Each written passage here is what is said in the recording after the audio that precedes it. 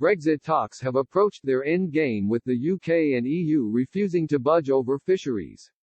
Should Boris Johnson walk away and trigger no deal? The UK today enters a pivotal week for Brexit, as negotiations with the EU reach their final phase. But Mr. Johnson is said to be considering triggering a no-deal Brexit as he grows increasingly frustrated at the Brussels bloc refusal to give up on its demands. The news comes after Downing Street signaled Mr. Johnson was running out of patience and could be heading towards a no-deal Brexit, similar to Australia's relationship with the EU.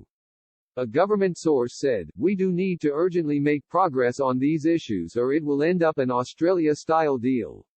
There is momentum and there is a strong desire on both sides to do a deal, but is going to be hard work for Lord Frost this week." This morning, Health Secretary Matt Hancock hinted at the breakdown, saying the UK was preparing for any outcome because the nation's red lines have not changed.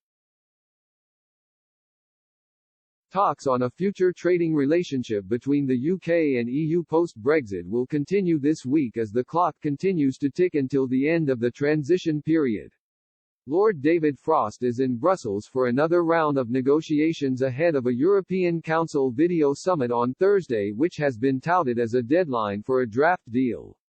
The UK formally left the EU in January but will continue to follow the bloc's regulations until the end of the year, just over 6 weeks away.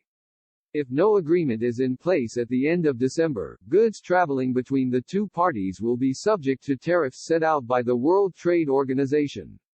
The main sticking points include an ongoing row over fishing rights, how any deal between the two parties would be governed, and the level playing field measures aimed at preventing unfair competition on issues including state subsidies.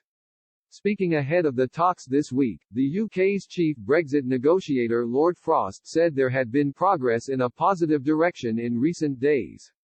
However, he warned talks may not succeed and reiterated the point made by Mr. Johnson that the country must be prepared for a departure with a deal or without.